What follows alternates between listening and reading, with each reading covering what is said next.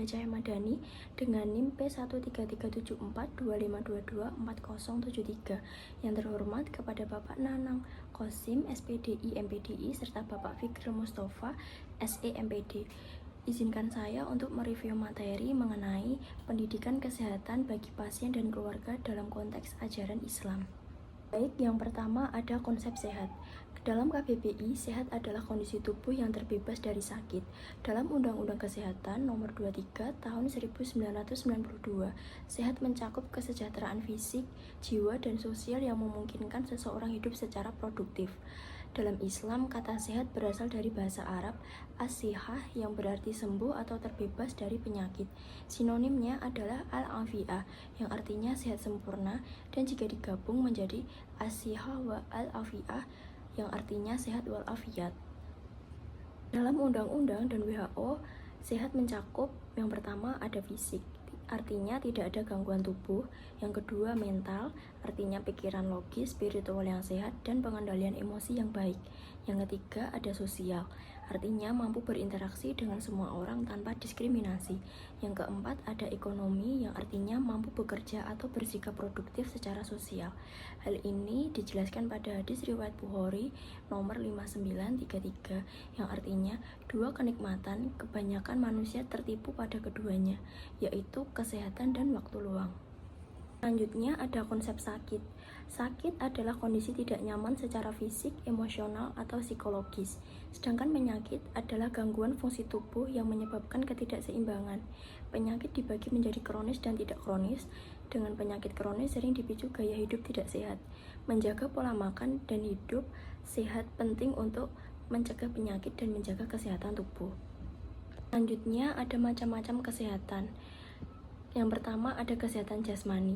Kesehatan jasmani dalam Islam adalah menjaga tubuh tetap sehat agar dapat beribadah dan beraktivitas dengan baik. Dalam ajaran Islam terdapat berbagai cara yang dianjurkan untuk memelihara kesehatan jasmani. Di antaranya yang pertama ada menjaga kebersihan. Menjaga kesucian adalah kewajiban dalam Islam dan menjadi dasar dalam praktik ibadah, seperti dalam sholat yang dimulai dengan bersuci. Yang kedua, mengatur pola makan dan minum. Dalam ilmu kesehatan atau gizi disebutkan makanan adalah unsur terpenting untuk menjaga kesehatan. Al-Quran berpesan agar manusia memperhatikan yang dimakannya, seperti ditegaskan dalam Quran Surat Abasa ayat 24, yang artinya, maka hendaklah manusia itu memperhatikan makanannya. Yang ketiga, ada berolahraga secara teratur. Dalam Islam, olahraga hukumnya mubah dan bisa jadi ibadah jika diniatkan baik dan sesuai syariat. Olahraga yang dianjurkan Rasulullah SAW seperti memanah, berkuda, berenang, lari, dan jalan cepat. Hal ini dijelaskan pada hadis riwayat Muslim yang artinya, mukmin yang kuat lebih baik dan lebih dicintai Allah daripada mukmin yang lemah. Macam-macam kesehatan. Yang kedua ada kesehatan rohani. Kesehatan rohani adalah kondisi jiwa yang sehat, tenang, bahagia, dan damai. Kesehatan rohani sangat penting untuk menunjang kesehatan jasmani dan kualitas ibadah. Dalam Islam ada beberapa cara yang dapat dilakukan untuk menjaga kesehatan rohani. Antara lain yang pertama ada menjaga ibadah. Ibadah adalah segala bentuk ketaatan dan pengabdian kepada Allah Subhanahu wa Ta'ala. Ibadah adalah cara seseorang untuk mendekatkan diri kepada Allah Subhanahu wa Ta'ala, memohon rahmat dan ampunannya, serta mengharap ridho dan surganya. Kedua, membentengi diri dengan iman. Dengan iman, seseorang dapat menghadapi segala tantangan dan rintangan hidupnya dengan optimis, sabar, dan ikhlas.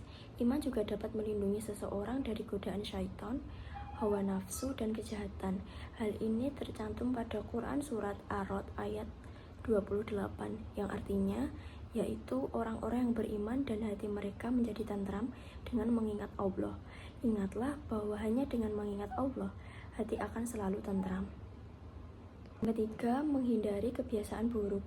Kebiasaan buruk adalah kebiasaan yang dapat merusak kesehatan rohani maupun jasmani seseorang. Islam melarang umatnya untuk melakukan kebiasaan buruk karena dapat menjauhkan diri dari Allah Subhanahu wa Ta'ala, menimbulkan dosa-dosa, serta menimbulkan permusuhan dan perselisihan. Selanjutnya ada hal-hal yang dapat merusak kesehatan.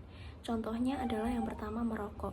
Merokok dapat merusak paru-paru dan organ tubuh, dan hal ini termasuk tindakan yang mubazir. Yang kedua, mengonsumsi minuman keras dan narkoba. dapat merusak akal dan tubuh, serta dilarang keras dalam Al-Quran dan hadis. Yang ketiga, kurang menjaga kesehatan, dapat menjadi penyebab penyakit. Islam menekankan kebersihan sebagian dari iman. Dalil hidup sehat tercantum pada Quran Surat Al-Baqarah ayat 168 yang artinya, wahai manusia, makanlah sebagian makanan di bumi yang halal lagi, baik dan janganlah mengikuti langkah-langkah setan. Sesungguhnya ia bagimu merupakan musuh yang nyata.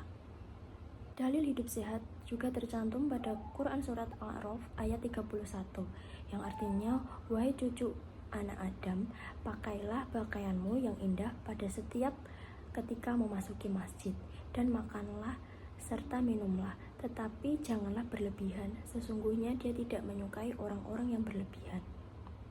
Sekian materi yang dapat saya sampaikan. Apabila ada salah kata dan kurangnya saya mohon maaf. Wabillahi taufik wal hidayah. Wassalamualaikum warahmatullahi wabarakatuh.